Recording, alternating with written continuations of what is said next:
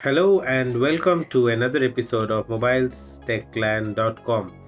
In today's video, I'm going to show you how to hard reset the Samsung Galaxy S8. Ensure that the device is powered off and then press and hold the volume up plus Bixby plus power buttons at the same time.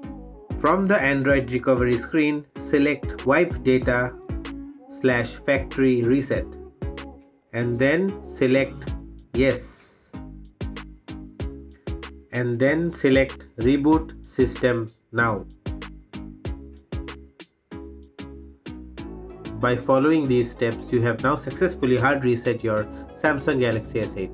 So that's pretty much it for today. Thanks a lot for watching. Don't forget to hit the like button, comment, share and subscribe for more videos, and do let me know if you have any problems with any devices and I will try my level best to come up with a solution. Bye bye.